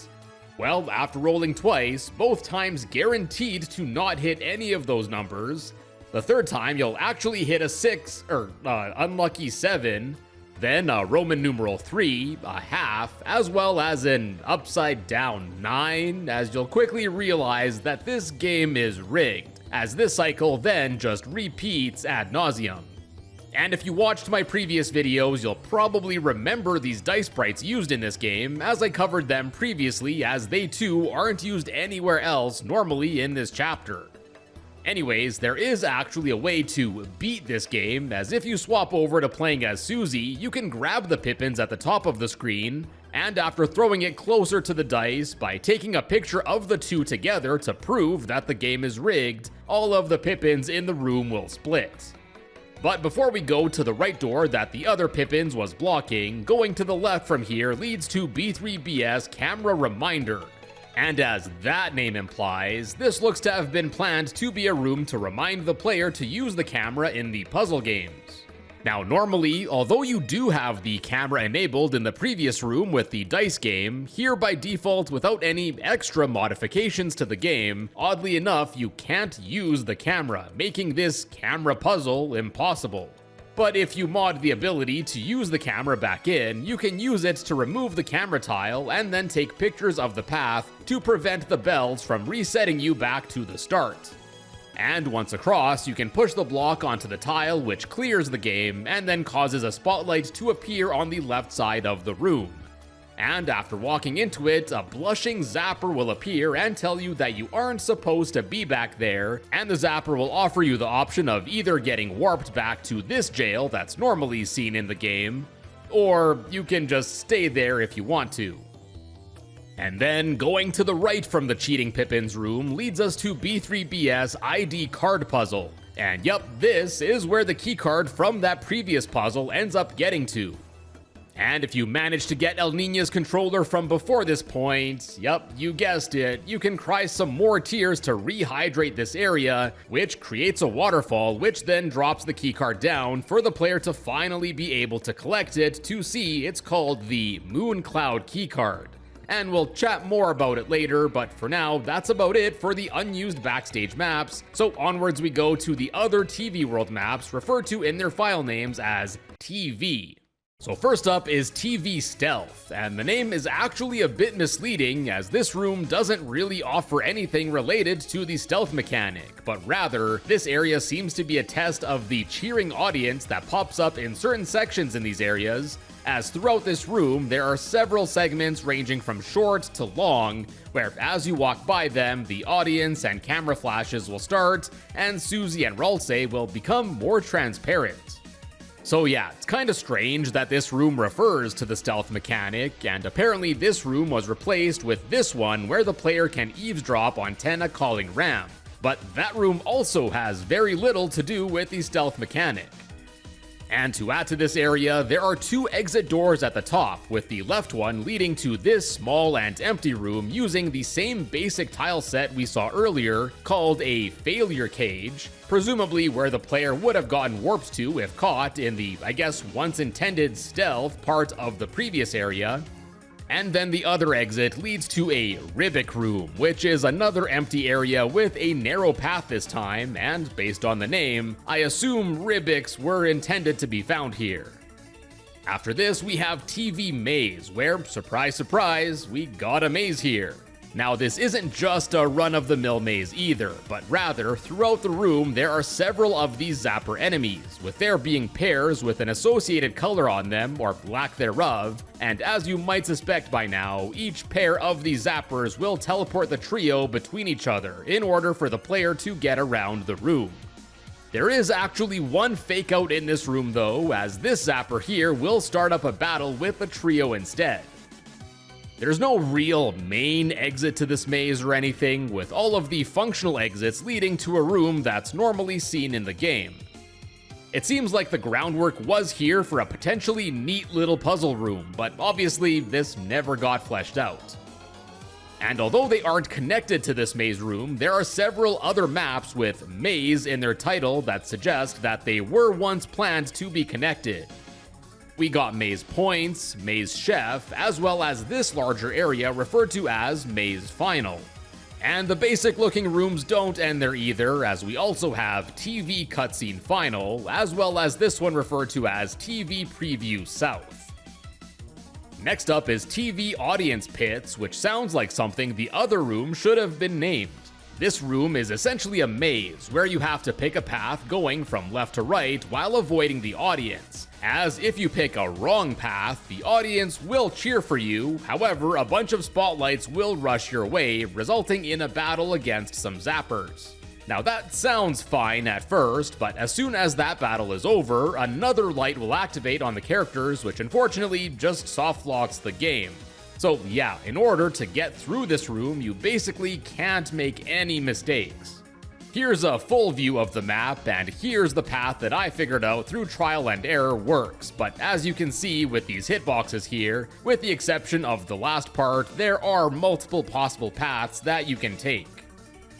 Next up, we got TV Light Maze, which is exactly as it sounds, basically a maze of lights that you have to navigate through, which reminds me of the cheese maze seen in Chapter 2. Anyways, much like the previous room, if you do touch a light, it'll start up a battle against some zappers, but unlike last time, after that battle is cleared, the rest of the lights disappear, allowing you to navigate this room freely. There's also a chest here that contains a white ribbon item, and then seemingly a callback to the cheese maze from Chapter 2, there's this chunk of cheese on the bottom that indeed looks out of place. And after you eat it, it will cause all of the lights to swarm towards the trio, resulting in the zapper battle if you haven't already finished it. And if you avoid all the lights and cheese, you can make it past this finish line, which will cause the lights to home in on the trio anyways, so I guess there's really no avoiding that battle here. Next up, we have a pair of unused rooms related to the Shadow Mantle side part of Chapter 3, first being Shadow Mantle Movement Example. And this just loads up this small, I guess early version of the Shadow Mantle battle room where, contrary to the room name, Shadow Mantle doesn't end up moving here at all and just stays in place, performing this fireball star attack move over and over again. And then there's post-Shadow Mantle test, which takes us to this room, and this is just a test of when you have to try and attack Susie after the Shadow Mantle fight as the 8-bit Chris, as here, by pressing the interact key, you'll start the animation of Chris pulling Susie away. But Chris's outline doesn't get the memo, so it stays there for a few frames before then getting moved to the bottom of the screen for some reason. Now, in addition to all of those unused rooms, there's also a lengthy list of test and debug rooms left over as well that aren't accessible by normal means. First up, we got Room Cutscene Tester, which explains exactly what it is, and this is actually a follow-up to the room of the same name that we covered back in my video on Chapter 2. Although some things are the same here, like the Chapter 2 conveyor belts on the left, these electricity beams appearing as you get close to them, the blue circles, as well as the duck thing here that attaches to you, there are also quite a few changes this time around. These include this little path that was added up at the top here. Instead of the sign we saw back in Chapter 2, we now have this NPC fella that dishes out some really fun dialogue, seemingly as a test of Tenna's animated dialogue text. And then going to the right again triggers the same cutscene where the main trio approach Lancer, who turns out to be fake and then explodes. But yeah, this time around, as you can see, for whatever reason, Ralsei just expands, briefly transforming into the costume seen in the chef minigame, while this sound effect plays. Yeah, I have no reason why any of this happens, but I want to believe that this is all intentional. And to put a bow on things here, towards the end of this cutscene, after the fake Lancer explodes, Susie's dialogue image defaults to a magenta square. Nice. After this, we have Tenna Anim Test, which is, again, self-explanatory. Here you can cycle through a bunch of Tenna's animations and view them to your heart's content. Oh, and pressing up here will also cause Tenna to grow into the flower nose animation. It's definitely a fun little room if you want to peruse through Tenna's many different animations seen in this chapter. There's also Cutscene Tester B, which loads into a similar room with this Jigsaw NPC with some default dialogue text, and there's a small cutscene, if you even want to call it that, where the characters just kinda walk around for a bit. Then for Tenna-related stuff, there's Rhythm Game Tenna Test, which loads into a screen that just has Tenna dancing to the It's TV Time song.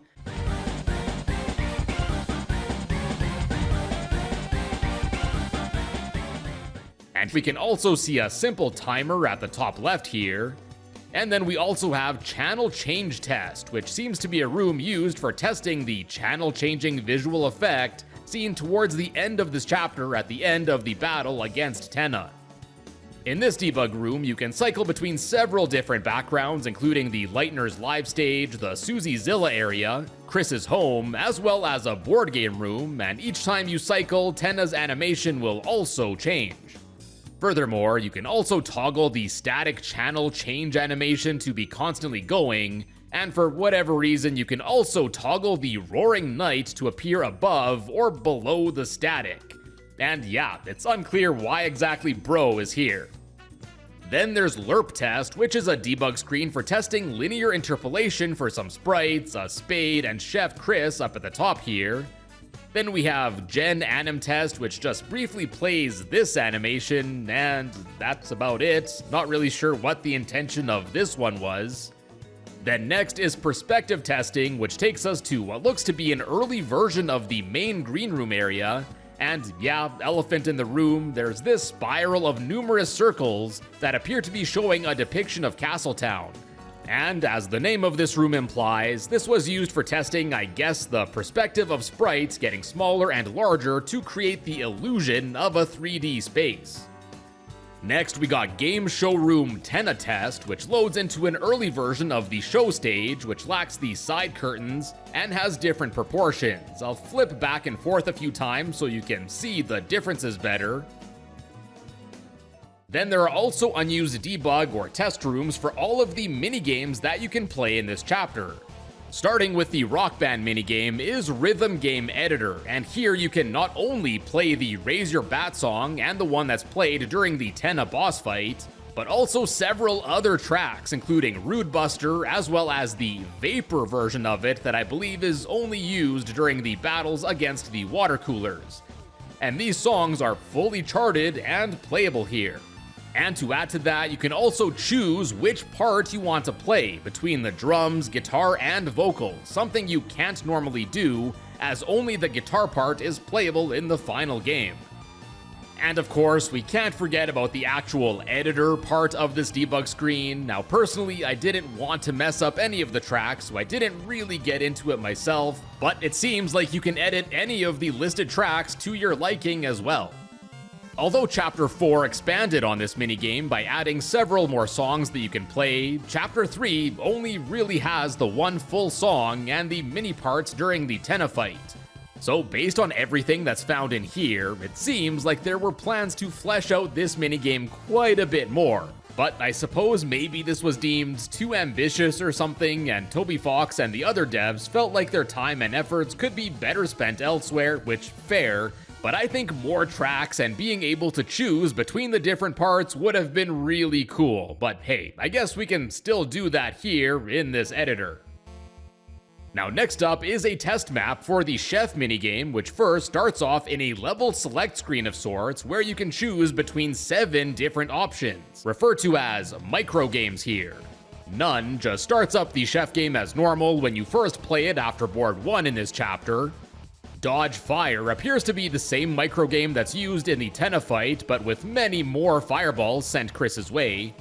Also, this and all of the other microgames playable from this menu lack the UI on the bottom seen in the Tenna fight, and the TV screen is seen using the normal design with the popularity stars from the regular Chef minigame instead of just a large timer. Then next, we actually have the first of a few scrapped iterations of this minigame called Defeat Guests, where the game starts with 5 small shadow guys at the bottom of the screen, and they'll periodically hop up onto the bar, and the goal here is to either stomp on or throw food on all of them to defeat them before the 15-second timer runs out. Next is Dodge and Fight, which is a mixture of the previous 2 modes, as you have to dodge fire that's sent your way from 2 shadow guys cooking in the kitchen, as well as defeat the 2, this time larger shadow guys that spawn below. Then we got Fire Whip, which is another scrapped iteration which introduces a sort of jump rope mechanic, as Tenna will extend his nose out and sweep across the bar, and the goal here is to just grab enough food items and feed them to Tenna without getting tripped up. Then there's also Fire Whip Hard, which is basically the same thing again, only this time Tenna is replaced with a shadow guy, though the nose is still there.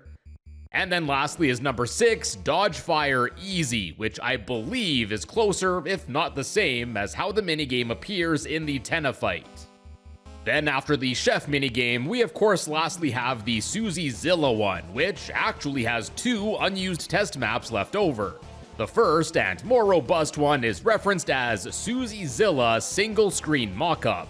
And much like the previous chef screen, we start out with a level select screen of sorts where we can choose from 5 different iterations of the minigame, including protecting the tennis statue in the middle, destroying the statue in the middle, protecting Ralsei surrounded by explosives, and then where you actually fight against the tennis statue, where for it we have the regular mode as well as a turbo mode that basically just starts faster.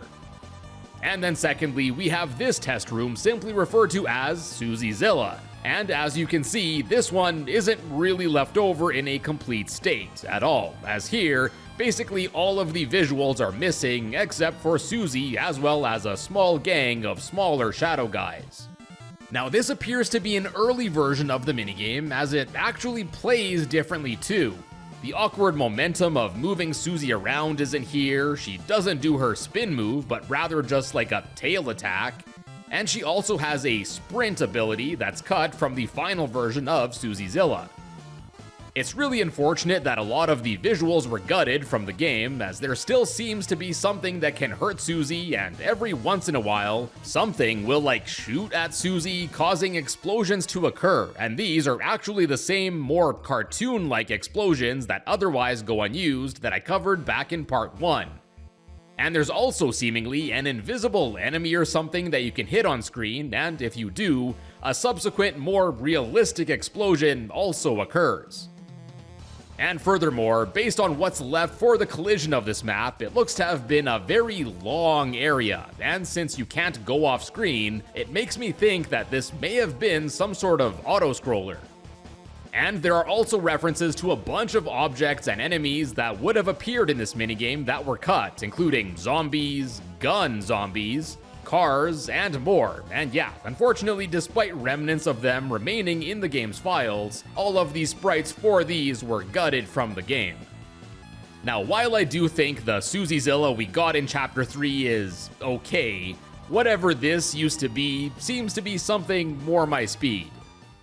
And then lastly, for the debug rooms, we also have another sound test menu, which is pretty self-explanatory. You can just go through numerous tracks, most of which seem to be left over from Chapter 2, and not only listen to them to your heart's content, but you can also pitch them up and down, which is pretty neat.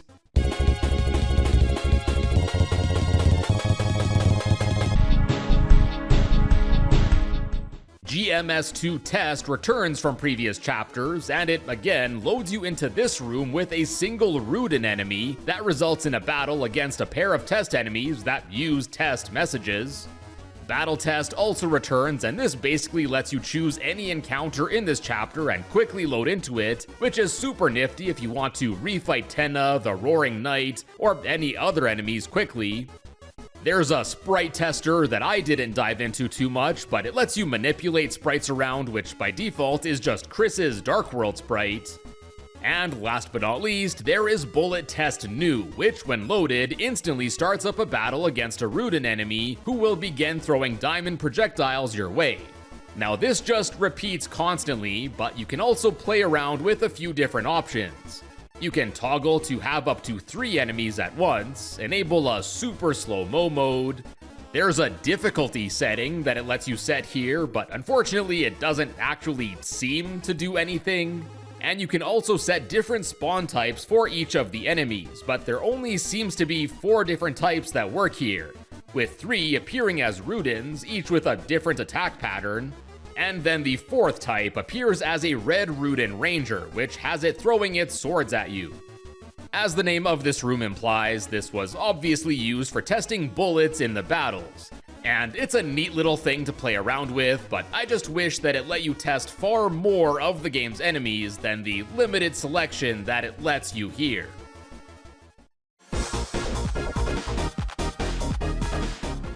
Alright, so I teased it a whole lot in my previous videos, so I won't keep you waiting any longer. Let's start things off here with the scrapped 3rd board game, simply and fittingly referred to as Board 3. So like I believe I mentioned in my previous videos, a variation of this board does get used as part of the optional side quest in this chapter to get the Shadow Mantle. But what ended up getting used there is quite different than what's seen here in this originally planned third board game. So this board starts us off in front of this Tenna building, which as we can see requires 2 queues to enter. And we can also find Tenna here, who just defaults to some placeholder test NPC text. The door also has some text that I don't believe is used in the used version of this area, as it introduces this building as TV Tower, and it also mentions no shoes, no queues, no service policy. Going south leads to the bustling commercial district, where we can find Tenna once again, but this time with some more proper functional dialogue. Then entering the shop here leads to a room with a Pippins, a camera, as well as a pair of Lancers, because why not? You can pick up the camera for free, and then you can actually not only grab the Lancer that's shown to be for sale for free, but also the shopkeeper Lancer too. And then the Pippins that asks for help for 100 points turns out to be a scam, as it just runs off and calls you a sucker. Anyways, going left from this area takes us to a Tenna bridge, which looks quite a bit different than how it does in the used version of this board, with the Tenna Statue of Liberty in the middle here. And as you can see, there are also these falling rocks that aren't seen in the used version either. The next room just has a shadow guy that results in a battle against a Zapper and a Pippins, and then going down from here, we can find the first Quizler of the board, but this one is shy, so it runs away off screen if you get too close to it. And this is actually the Quizler that uses the leg sprites that are otherwise unused in this chapter. So, to prevent the Quizler from taking off, you actually have to snap a picture of it, which causes it to lose its legs. Yeah, kinda brutal if you think about it. Anyways, this quiz actually has questions that I don't believe are used anywhere else in this chapter, with the first asking what CRT stands for, one asking which TV channel is the most popular, which is apparently the Weather Channel, and then lastly there's this question asking which of the cables here is the composite video cable. And this actually uses the otherwise unused placeholder graphic that I covered back in part 1. Clearing this quiz gets us our first queue, and then back from the shop area going right, we can find another Tenna with test text. South from there is another enemy encounter, and further south is a desert cactus field in the middle of the city, which, come to think of it, is kinda weird. And then to the right from there, we can make our way to the Entertainment District, which just has another Tenna at the end, who has a little interaction with the Tenna sitting near the players.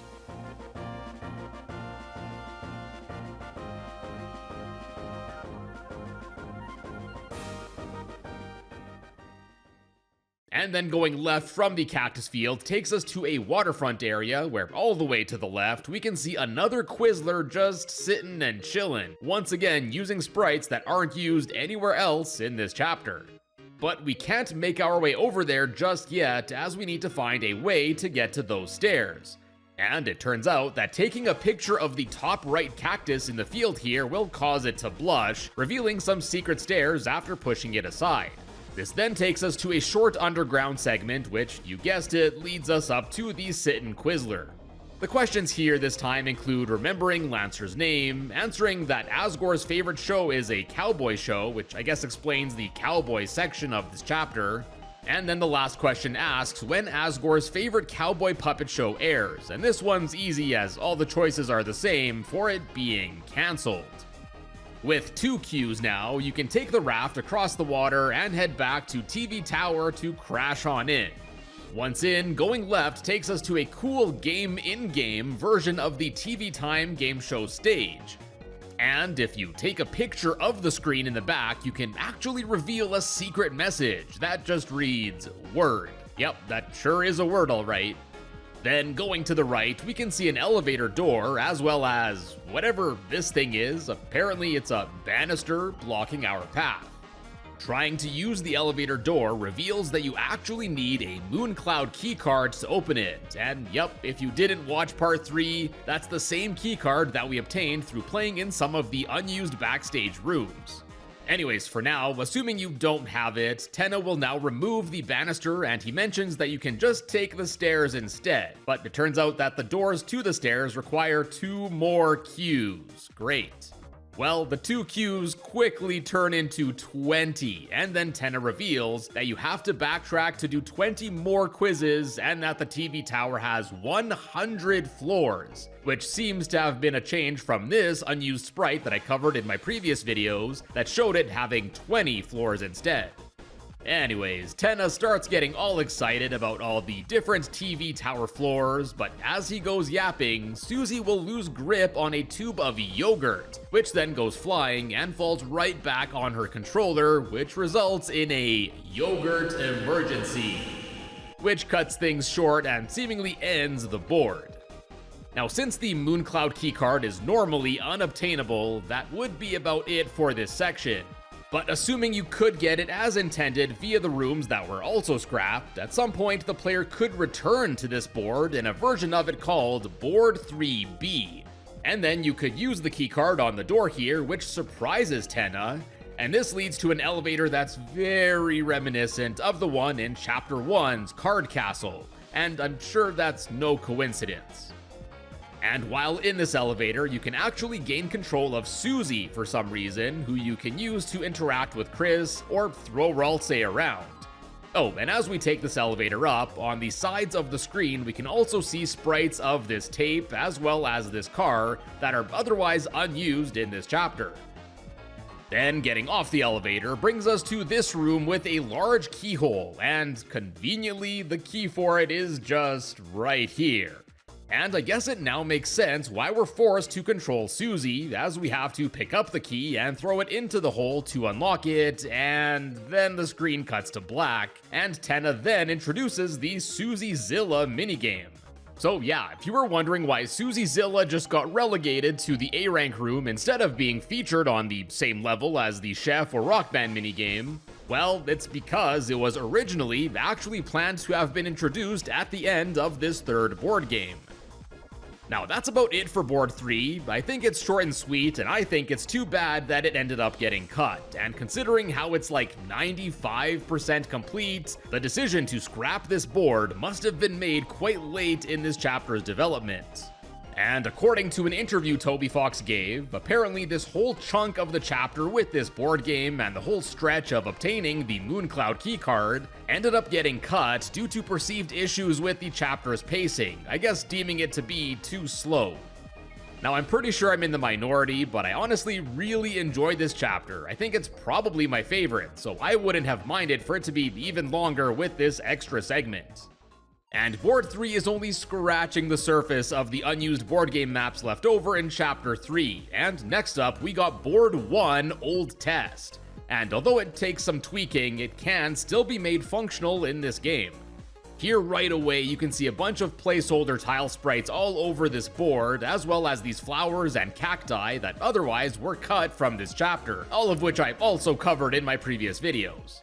Like we theorized before, this old version of the board game was quite a bit different than what we got. Instead of being a pseudo-open world game similar to the original Legend of Zelda, based on this map, it looks like the original plan was for the game to be more like a map screen, something similar to the one seen in Super Mario Bros. 3. Anyways, the path is obviously linear here, so going in order for the tiles, first up is this Q tile, which actually causes the placeholder board game quiz wheel to pop up that I covered in previous videos, and here, depending on which section of the wheel you land on, you'll be taken to a corresponding question for either the Ralsei plush price, what time it is, or what Chris's favorite food is. Next up we got this tile, which I can only describe it as being an explosion, referred to as a dodge tile. And this one brings up another wheel, this time with 4 outcomes: sweet, mild, spicy, and something mommy? Yeah, I don't know. But here, after you get your result, you'll enter into an action sequence where you have to dodge incoming projectiles from the flowers and cacti on screen, and sometimes also some lightning bolts from above, and it seems like the spicier your outcome on the wheel is, the more difficult the dodging sequence gets.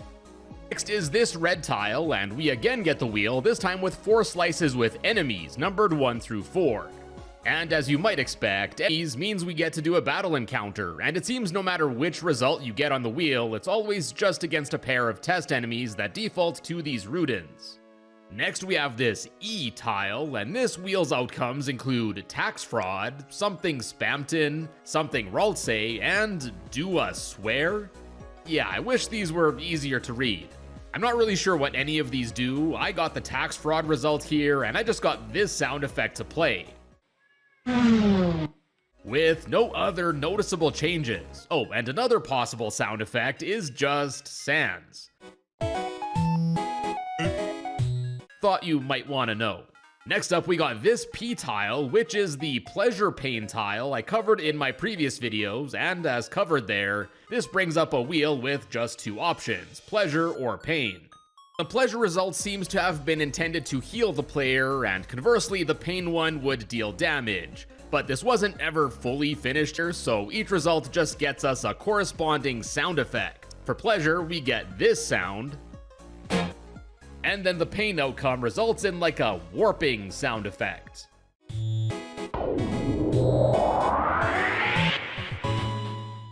And then the last different tile on this board is this Dreamcast looking spiral one, and this is a warp tile that here just takes you to an empty dungeon-like room. It's unclear what these would lead to, if anything, as it looks like they were just testing functionality here, but as it stands, yeah, nothing for us here. Then after this board, next up we got board test, which seems to be a board a bit further along, as here we get some more screens. And in addition to there being more areas to check out here, there's also actually a new space that's not seen in the previous board by this body of water. When landed on, the game will give you three options to choose from: look, move, and item. Well, really only one option, as both move and item will bork the game as you won't be able to move anymore. But if you select look, you'll get a message saying the oasis is sparkling, and you'll be asked if you want to take a drink from it. Doing so will heal your HP a bit, and it's mentioned that it tastes like mint and sand, and refusing a sippy sip will just let you proceed. And I guess this idea eventually got reworked into the oasis seen in the first board, as you can basically do the same thing there. There's also another warp tile here that does the same thing, but this time it leads you to a room with a slightly different layout, and this one also has this little Tenna statue on the bottom right here. And that's almost it for this board, as although normally inaccessible here, there is actually yet another area loaded that appears quite broken as it is, but this looks to have been some sort of cave-like section or something. Then moving on, we have Board Test Old, where we get yet another test map of this old game style, where we see more of the same tiles, but also a new one, this magnifying glass. And this one once again brings up a menu with a new option this time, Book. Selecting Book gives you a sort of cryptic message saying, you chose Book. And then looking here doesn't provide much more context for this book, as it just results in a everything looks pretty here message. So yeah, it's pretty mysterious. There are also these blue spiral spaces that were also in the previous maps, and they seem to have been used as the starting points, but there's two of them here, so I'm not sure if they had some other planned purpose, but in any case, they're not functional at all either. In this map, however, going to the bottom right actually does take us to the same cave area that we saw back in the previous room, so we can explore it a bit. There's a path you can walk in here, but unfortunately, that's about all you can do, as there aren't any other event tiles or anything that you can interact with. And then lastly for this board, you can walk down from this area to find two more of them, which, as you can see, are just completely blank. But despite that, there is actually some collision here, so you can't just walk around wherever, suggesting that there were plans to expand on this map that I guess just never came to be. Then after that, we got Board Design Test, which is by far the most expansive and developed of these early boards, as it has numerous screens, dozens of event tiles, as well as branching paths. This board even introduces NPCs which you can interact with, as around the area we can find these Munmi NPCs that ended up getting cut from the rest of this chapter. Interacting with them brings up a similar option screen to the one we saw with the Oasis earlier, with the move and item options once again just freezing the game. Looking at these NPCs will result in it's some sort of "mun-me" message. And then talking to this first one will have it saying, "I'm a mun-me girl in a mun-me world, wrapped in fabric, it's not so great." With this being an obvious joke reference to the song Barbie Girl. There are two more mun-mes on this board, both of which have the same alternate text mentioning a crying child on the other side of some cactuses. Yes, cactuses, not cacti. There's no crying child like this left over in this board anywhere, so this seems to have been perhaps part of some story element in this chapter that ended up getting scrapped. Next, we also have these stick figure tiles referred to as adventure tiles, and these give you another option screen, this time with an option to enter. And doing so will warp you to a sort of oasis area where you can also find a Pippin's NPC here, which just defaults to the same placeholder NPC text. This map has like 3 of these tiles, and they all lead to this same oasis, and once you leave, regardless of where you enter this oasis from, you'll wind up back at the start of the board, so maybe this was some sort of quick travel method to get back to the beginning. Thankfully though, if you haven't noticed by now, I figured out a way to avoid triggering any of the tiles on a board by simply just quick tapping twice in a given direction. And this is super handy to save time when getting around a board by avoiding all of these events, and yeah, I don't think this was intentional. Anyways, in this map we also see the introduction of these plus and minus event tiles. The plus ones give you 100 points, and as an added bonus you can relish in the sound effects of a certain skeletal fella. And conversely, the minus tiles will take away 100 points with this sound effect. And that's basically it for this board. Like I said earlier, and as you can see in this full layout here, this is by far the biggest of these maps. And based on the progression, it looks like there was a decent amount of work put into these world map style versions of these board games before the decision was made to basically revamp them from the ground up into a completely different style as we ended up seeing in the final cut of this chapter. Although I like the idea of these boards, I guess they could get pretty repetitive with all of the same event tiles over and over again, so ultimately, I think the decision to change things up was a good idea, but something like this, on a smaller scale, I think would have still been cool to see. Now, getting back to the style of these board games that we do see in this chapter, we got a few more unused maps to go, starting with board tests.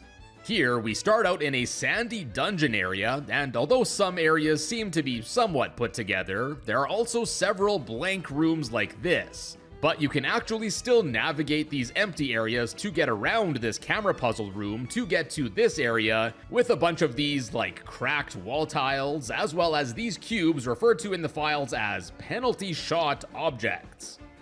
This was also meant to be some sort of puzzle room, though in the state that it's left over in, it's hard to tell how exactly this was meant to work. Then going to the right from the spawn room, you'll encounter a Quizler for 3 rooms in a row. I'm guessing this was to test how the Quizler functioned in the overworld, as the first one here doesn't seem to chase you, while the other 2 subsequent ones do. And after those are 2 more identical rooms that are empty, suggesting that maybe more Quizlers were to be added here as well. And that's not all for this map either, as if you head south for a bit, you'll actually encounter several objects just chilling in the void without proper background tiles. And just due to how these are placed, they aren't lined up properly with how the map screens move, leaving them looking extra awkward like this. Much like some previous rooms, we also get some invisible collision here, and the other objects include the camera, ribbon, and pizza deodorant that you can pick up, and then some bombs that you can't pick up, some pots, as well as a key that costs 1,000 points, so you can only pick it up if you have at least that many. And then we also got a series of water and raft tiles, which I guess were likely a test for the puzzles that involved them in this chapter. And then there are also several rooms with these cracked tiles that seem to have been meant to be blown up by using bombs, and with these unobtainable and there not being enough rafts for most of these puzzles, needless to say, none of these are exactly completable. And finally, there's also a Pippin's NPC here that seems to be a test for cutscene triggers, as when you approach it, it will trigger some dialogue from Tenna where he mentions that his zapper got stuck again, and that he has to go, before he then slides off screen and Susie switches up the controllers. Although the dialogue is slightly different than how it's seen in this chapter, this seems to be an early version of the similar interaction that's seen in the game before, I believe, the second raft puzzle where Susie does the same controller swap. Unfortunately for this version of the cutscene though, after it's done, the game no longer lets you move. Next up is Board Boat Test, and this is exactly what it sounds like. There are 3 islands, 2 big, 1 small, and you can hop on a raft and sail your way around on this still water. The small island has this Pippin's enemy that again just defaults to placeholder dialogue, and this map also has this fully functional lawnmower area too, so I guess there was a test for that minigame here as well. And then last, but absolutely not least for the unused maps, next up we have Adventure Board Test, where we start off in this room with these otherwise unused pink spike objects just referred to as hazards. Going south, we can find some movable blocks that don't really seem to serve any purpose here. There's a Shadow Guy NPC that you can actually trap inside one of the blocks, so I guess they do serve at least one purpose. And although the Shadow Guys are interactable, they yet again just default to a fight against a pair of test Rudins. There's a single Quizler in this map, and although seemingly inaccessible by normal means, I guess if you theoretically could power up the swords to cut through some of these cacti, there are quite a few additional rooms in this map, though based on the layout here, they all seem to be empty, so I guess we're not really missing much. But we get to the highlight of this map if we go up in the spawn room here and go through this door, which takes us to a dungeon area, and this leads to a maze-like puzzle where you have to take the correct path, otherwise you just keep getting sent back to the start.